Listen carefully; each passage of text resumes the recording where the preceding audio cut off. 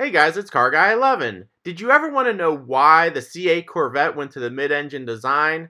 Well, here the Corvette engineers discuss the reasons and features of the new C8, and also stay tuned to the end for some surprising features of the new dual-clutch transmission.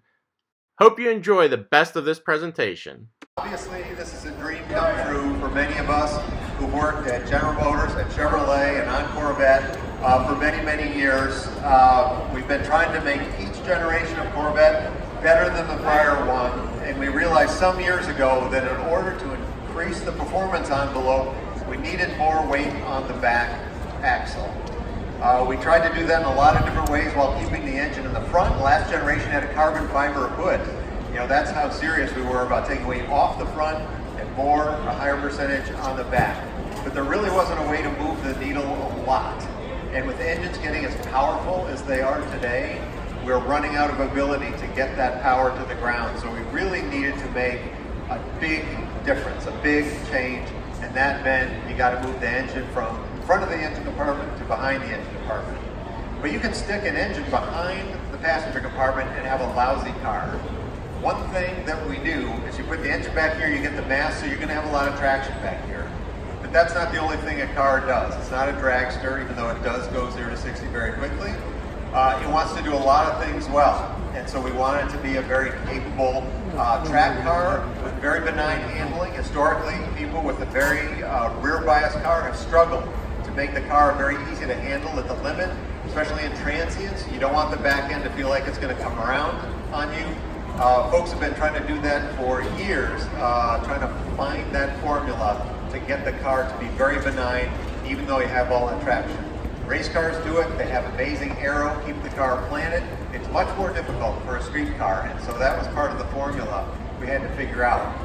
The driver and passenger are about 16.5 inches further forward. The driver's feet is literally on the front tire. When you're driving the car, you have this command view of the road.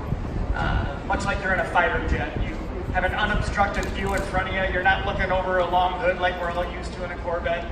You can see exactly where the car is. The center of gravity is literally right underneath your seat.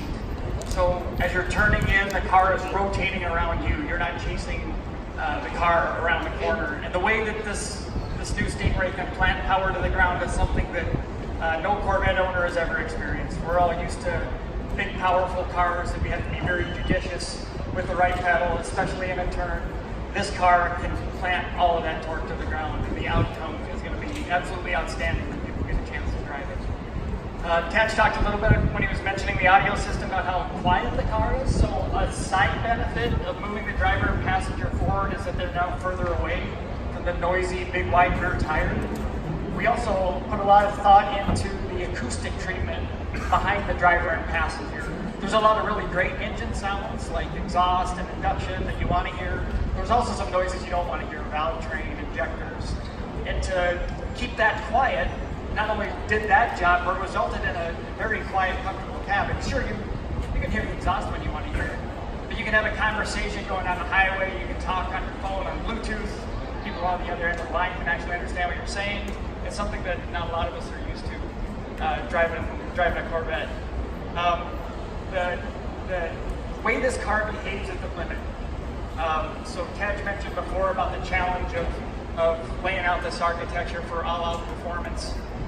In a front-engine car, especially a powerful front-engine car, as you start to lose rear traction, not only are you losing traction at the rear, but now you're shifting a lot of weight to the front of the car. Oftentimes in a turn, you're going to have a steering wheel input, and as you shift the weight to the front of the car, you just gave that input more authority. So the car will want to rotate quicker, a little snappier, a little tougher to catch. This car, as some of us have got to push around a little bit, when you're driving at the limit and beyond, and you start to push the car too far, you don't upset the weight balance. The weight stays on the rear of the car. Even if the rear is spinning, you can slide the car around, drift it. It's certainly not the fastest way around the track, but it's a lot of fun. One thing we really haven't mentioned is that for the first time in 67 years on Corvette, we have 4-corner coil springs. So the transverse composite springs that have been around for a while are gone in this car. There was a number of reasons for doing that. One of them was to lower the powertrain. The crankshaft center line is actually about an inch lower in this car. And not only do we want to keep the mass springs, if you look at the rolling chassis in the tent, you'll see that they're pointed right at the tire contact patch. For optimal chassis performance, we've also talked about how the structure is about 10% stiffer. Stiffer structure does not mean harsher ride. In fact, it's just the opposite. The stiffer structure lets those optimized suspension components do their job. You're going to be blown away by a car that has this much grip, this much capability, with this soft of a ride, this quiet of an interior. It's an awesome machine. So Josh mentioned this is a Z51 car. This is the first time we've done a Stingray with Z51 that actually has full vehicle downforce. Usually we were able to accomplish that on the up-level cars, the 06, the R1, but it required kind of extreme aerodynamic measures, big giant carbon splitters to get a lot of downforce on the front end and then a big wing on the back. This is the first time we've been able to achieve downforce on a car with this kind of minimalistic aero. And one of the reasons for that is the proportions and the architecture. When you move the windshield this far forward, you can see that the top of the windshield is almost right over the front axle. And as air flows over the car, it creates high pressure at the base of the windshield. And that high pressure, when it runs into the windshield, actually creates force that pushes down. Having that downward force very close to the front axle makes it easier to generate downforce on the front end. It's very, very hard to generate front downforce on a road car, never mind a car with the engine in the front with the windshield way back here. So we took advantage of that to be more aggressive aerodynamically, and that's just one reason the car looks the way it does. So the fact that you have a frunk means you can't really put a very effective radiator right on the center line of the car. You want to use all that space for luggage, so we had to put very large heat exchangers outboard on both sides, supplemented by cooling in the back. You see the very large rear quarter openings.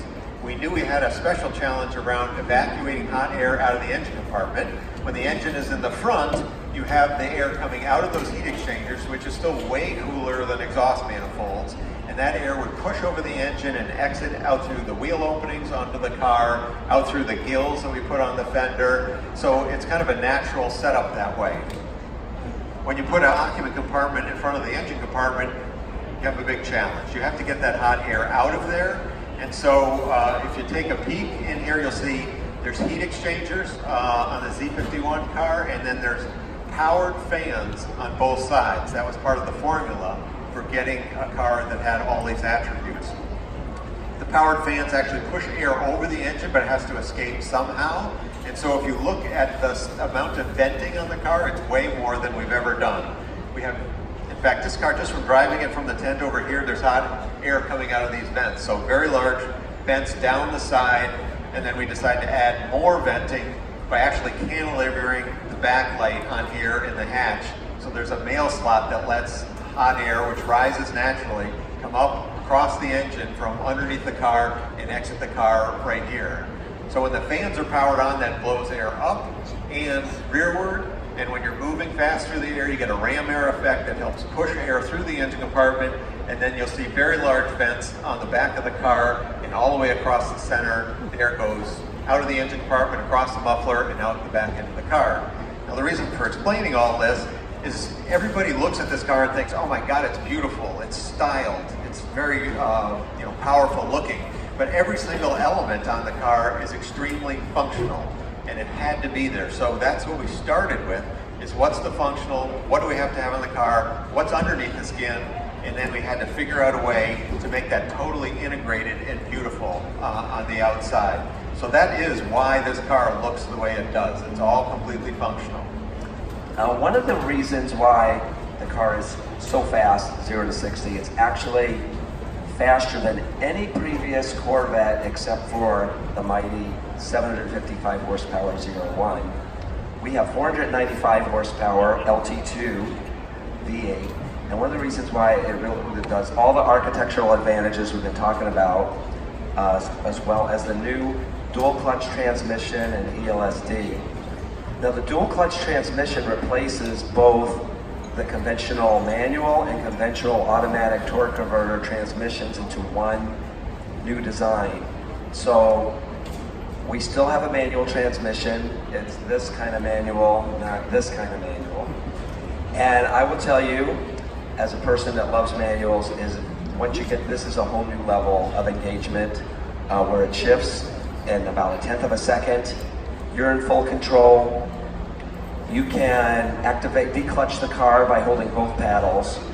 And you can even shift. People are like, well, can you shift multiple gears? Yes, you can. You can hold the left paddle and shift multiple gears. Why do you want to do this? Well, maybe you're on the highway. You're in front of a slower car, most likely a Porsche. So you hold the paddle down, it does a 7 to 3 downshift, you're by them. You don't have to worry about them anymore. They're out of the way. So, and also you can put the car in drive. You're in traffic, whatever, you put it in drive, it behaves like you're used to. But if you put the car in sport or track mode, the shifts are very visceral. You can feel them hitting you in the back, and it makes the car a lot of fun to drive.